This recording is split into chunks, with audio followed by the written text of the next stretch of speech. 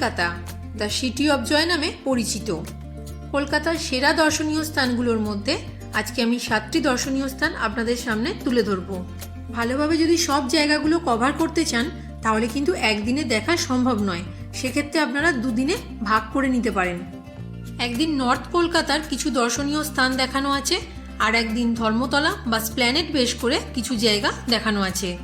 সবার প্রথমে আমি যাব দক্ষিণেশ্বরের মা ভবতারিণীর মন্দিরে। দক্ষিণেশ্বর বিভিন্নভাবে আসা যায়, বাসে, ট্রেনে, মেট্রো করে বা জলপথেও আসা যায়। দক্ষিণেশ্বর পৌঁছে দক্ষিণেশ্বর স্কাইওয়াক ধরে হাঁটতে হাঁটতে সোজা পৌঁছে যেতে পারবেন দক্ষিণেশ্বরের মন্দিরের মেন গেট পর্যন্ত।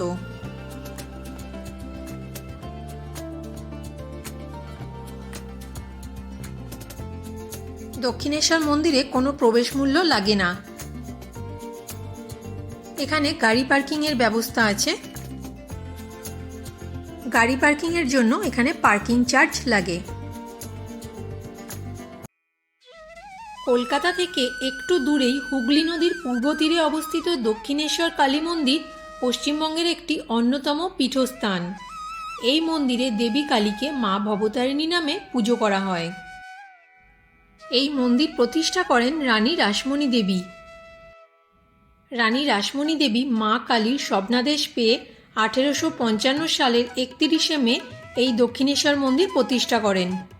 মন্দির প্রতিষ্ঠাকালে শ্রী শ্রী রামকৃষ্ণ পরমহংসদেবের দাদা রামকুমার চট্টোপাধ্যায় এই মন্দিরের প্রধান পুরোহিত ছিলেন। ওনার মৃত্যুর পর রামকৃষ্ণ পরমহংসদেব এই মন্দিরের পুজোর ভার গ্রহণ করেন। পরবর্তীকালে তিনি এই মন্দিরকেই তার সাধনক্ষেত্র রূপে বেছে নেন।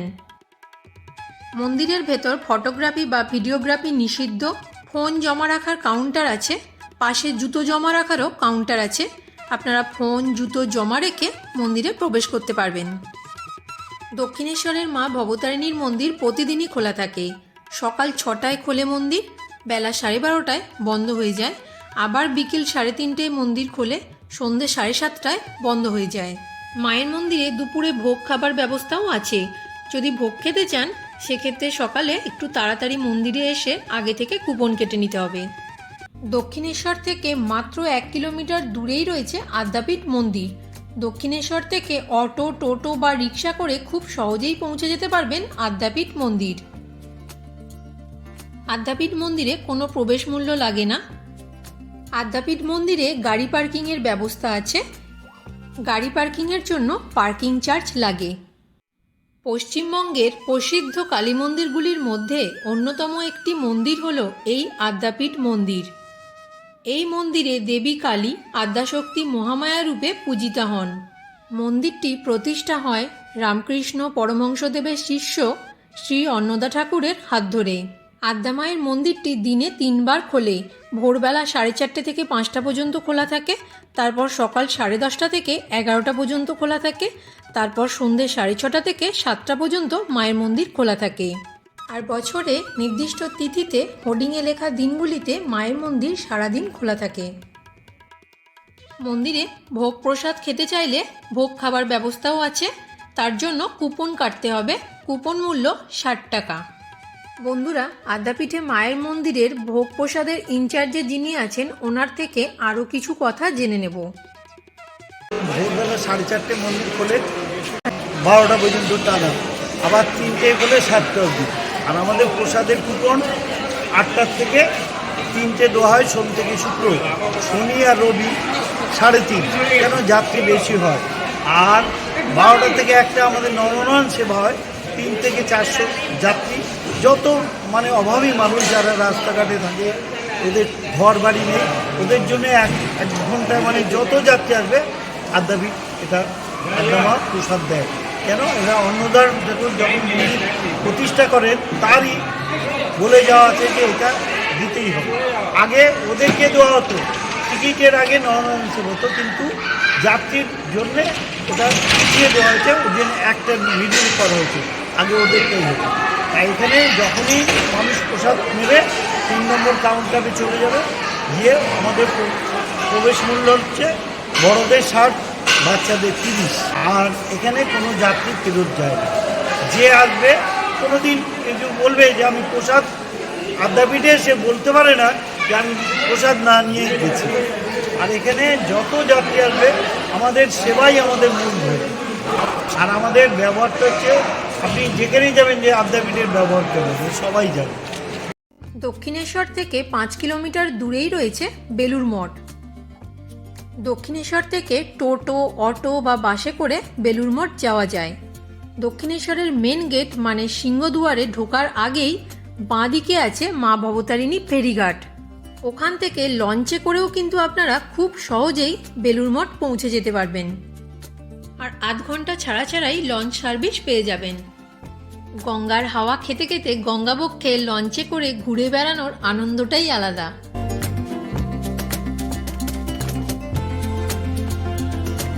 রামকৃষ্ণ পরমহংসদেবের প্রধান শিষ্য স্বামী বিবেকানন্দ এই বেলুড় মঠ নির্মাণ করেন, যা রামকৃষ্ণ মিশন ও মঠের প্রধান কার্যালয় হিসাবে প্রতিষ্ঠিত। কথিত আছে স্বামীজি যখন দেশ বিদেশে ভ্রমণ করছিলেন তখন সেই সব দেশের বা অঞ্চলের সমস্ত স্থাপত্যের সংমিশ্রণ ঘটিয়ে এই রামকৃষ্ণ মিশন নির্মাণ করার পরিকল্পনা করেছিলেন। ওনার পরিকল্পনা অনুযায়ী রামকৃষ্ণ পরমহংসদেবের অপর শিষ্য স্বামী বিজ্ঞানানন্দ মঠের নকশা প্রস্তুত করেন। 1935 সালে 16ই মার্চ বেলুড় মঠের ভিত্তিপ্রস্তর নির্মাণ হয়। মার্টিন বার্ন অ্যান্ড কোম্পানি এই বিরাট মন্দিরটি তৈরি করে। বেলুড় মঠ গরমকালে মানে এপ্রিল থেকে সেপ্টেম্বর মাস ভোর 6:30 থেকে বেলা 11:30 পর্যন্ত মন্দির খোলা থাকে, আবার বিকেল 4টে থেকে 9টা পর্যন্ত খোলা থাকে। আর শীতকালে অক্টোবর থেকে মার্চ মাস পর্যন্ত ভোর 6:30 থেকে বেলা 11:30 পর্যন্ত খোলা থাকে, আর বিকেলে 3:30 থেকে 8:30 পর্যন্ত মন্দির খোলা থাকে।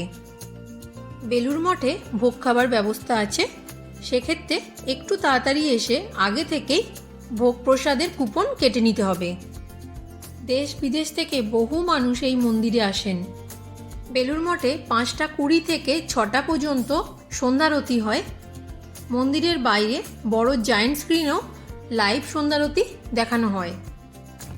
মধ্য কলকাতায় অবস্থিত ভিক্টোরিয়া মেমোরিয়াল হল কলকাতার অন্যতম গুরুত্বপূর্ণ একটি পর্যটন আকর্ষণ। রানী ভিক্টোরিয়ার স্মৃতির উদ্দেশ্যে বানানো হয় এই ভিক্টোরিয়া মেমোরিয়াল। রানী ভিক্টোরিয়া ভারত সম্রাজ্ঞী উপাধি পেয়েছিলেন। ভিক্টোরিয়া মেমোরিয়াল প্রতিদিন সকাল 10টা থেকে বিকেল 4টে পর্যন্ত খোলা থাকে। মিউজিয়াম সোমবার বন্ধ থাকে, কিন্তু ভিক্টোরিয়া মেমোরিয়াল হলের গার্ডেন প্রতিদিনই খোলা থাকে সকাল 10টা থেকে বিকেল 4টে পর্যন্ত। ভিক্টোরিয়া মেমোরিয়ালের গার্ডেন ঘুরে দেখতে চাইলে টিকিট মূল্য 20 টাকা, আর মিউজিয়ামের টিকিট মূল্য 30 টাকা। আর এই মিউজিয়ামের ভেতর টিকিট প্রাইস শুধুমাত্র ভারতীয় নাগরিকদের জন্য। প্রতিবেশী দেশগুলো বা অন্যান্য দেশের ক্ষেত্রে টিকিট প্রাইস ভ্যারি করে। আর স্টুডেন্টসদের ক্ষেত্রে ক্লাস 12 পর্যন্ত যে কোনো ক্লাসেই পড়াশোনা করো না কেন এখানে কোনো এন্ট্রি ফি লাগে না। সেক্ষেত্রে তোমাদের স্কুলের ইউনিফর্ম পরে আসতে হবে, আর সাথে স্কুলের আইডি প্রুফ নিয়ে আসতে হবে। যারা আর্মিতে আছেন কোনো এন্ট্রি ফি লাগবে না, সাথে শুধু আইডি প্রুফ নিয়ে আসতে হবে। ভিক্টোরিয়া মেমোরিয়াল হল মিউজিয়ামে 25টিরও বেশি গ্যালারি রয়েছে, যার মধ্যে রয়েছে জাতীয় নেতাদের গ্যালারি, রাজকীয় গ্যালারি, কেন্দ্রীয় হল, প্রতিকৃতি গ্যালারি, অস্ত্র ও অস্ত্রাগার গ্যালারি, ভাস্কর্য গ্যালারি। রয়েছে প্রজেক্টর, যেখানে বিপ্লবীদের ছবি ও বৈপ্লবিক কাজকর্ম দেখানো হচ্ছে। এছাড়াও রয়েছে ঐতিহাসিক দুষ্প্রাপ্য কিছু ছবি, নিউজ সহ আরও অনেক প্রাচীন নিদর্শন। ব্রিটিশ আর্কিটেক্টদের বানানো সাদা মার্বেলে তৈরি ভিক্টোরিয়া মেমোরিয়ালের অসাধারণ স্থাপত্য ও ভাস্কর্য আপনাকে মুগ্ধ করবেই। ভিক্টোরিয়া মেমোরিয়াল হলের একদম কাছেই রয়েছে এমপি বিড়লা প্ল্যানেটোরিয়াম। এটি হলো একটি মহাকাশ চর্চা কেন্দ্র ও প্ল্যানেটোরিয়াম জাদুঘর। এটি সাঁচির বৌদ্ধ স্তূপের আদলে নির্মিত একটি একতলা ভবন। এই প্ল্যানেটোরিয়ামটি এশিয়ার বৃহত্তম প্ল্যানেটোরিয়াম তথা বিশ্বের দ্বিতীয় বৃহত্তম প্ল্যানেটোরিয়াম। 1963 সালের 2রা জুলাই তৎকালীন প্রধানমন্ত্রী জওহরলাল নেহেরু এই প্ল্যানেটোরিয়ামটি উদ্বোধন করেছিলেন।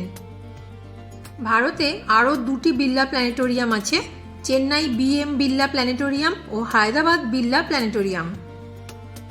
এখানে প্রজেক্টরের মাধ্যমে মহাকাশের বিভিন্ন গ্রহ নক্ষত্রের সাথে পরিচিত হবেন। বিড়লা তারামণ্ডলে মহাকাশ বিজ্ঞান সংক্রান্ত তথ্য 3 রকম ভাষায় দেখানো হয়, বাংলা, হিন্দি ও ইংরাজি। 3 রকম ভাষায় শোয়ের টাইমও কিন্তু আলাদা। নোটিশ বোর্ডে টাইমগুলো লেখা আছে, চাইলে আপনারা ভিডিওটা পজ করে দেখে নিতে পারেন। বিড়লা তারামণ্ডল প্রতিদিনই খোলা থাকে বেলা 12টা থেকে সন্ধ্যে 6টা পর্যন্ত। টিকিট প্রাইস 120 টাকা। বিড়লা তারামণ্ডলের একদম কাছেই রয়েছে সেন্ট পলস ক্যাথিড্রাল। এটা বিশাল বড় একটা চার্চ। এটি কলকাতার বৃহত্তম চার্চ। চার্চের ভেতর ফটোগ্রাফি বা ভিডিওগ্রাফি নিষিদ্ধ। চার্চের শান্ত স্নিগ্ধ পরিবেশ আপনার মন ছুঁয়ে যাবে। এখানে চার্চ এরিয়ার ভেতরেই কার পার্কিংয়েরও ব্যবস্থা আছে। এই সেন্ট পলস ক্যাথিড্রাল প্রতিদিনই খোলা থাকে। সোম থেকে শনি সকাল 10টা থেকে সন্ধ্যে 6টা পর্যন্ত খোলা থাকে, আর রবিবার সকাল 6টা থেকে সন্ধ্যে 6টা পর্যন্ত খোলা থাকে। টিকিট প্রাইস 10 টাকা। কলকাতার জনপ্রিয় পর্যটন কেন্দ্রগুলির মধ্যে অন্যতম একটি পর্যটন কেন্দ্র হলো এই আলিপুর জুওলজিক্যাল গার্ডেন। 1876 সালে এই চিড়িয়াখানার প্রতিষ্ঠা হয়। শীতের মরশুমেই এখানে ভিড় বেশি হয়। এখানে এলে বাঘ, সিংহ, হাতি এসবের সাথে সাথে আরও অনেক বিরল প্রজাতিরও পশু পাখির দেখা মিলবে। আলিপুর চিড়িয়াখানা এতটাই বড় যে পুরোটা ঘুরে দেখতে চাইলে প্রায় একটা গোটা দিনই চলে যাবে। আলিপুর চিড়িয়াখানা সকাল 9টা থেকে বিকেল 4:30 পর্যন্ত খোলা থাকে। বৃহস্পতিবার বন্ধ থাকে। টিকিট প্রাইস 50 টাকা, আর 2 থেকে 5 বছর বয়স পর্যন্ত বাচ্চাদের জন্য টিকিট প্রাইস 20 টাকা। বন্ধুরা, আজকের ভিডিওটা এখানেই শেষ করছি। ভিডিওটা ভালো লেগে থাকলে লাইক, কমেন্ট করবেন আর চ্যানেলটি সাবস্ক্রাইব করে পাশে থাকার জন্য অনুরোধ রইল।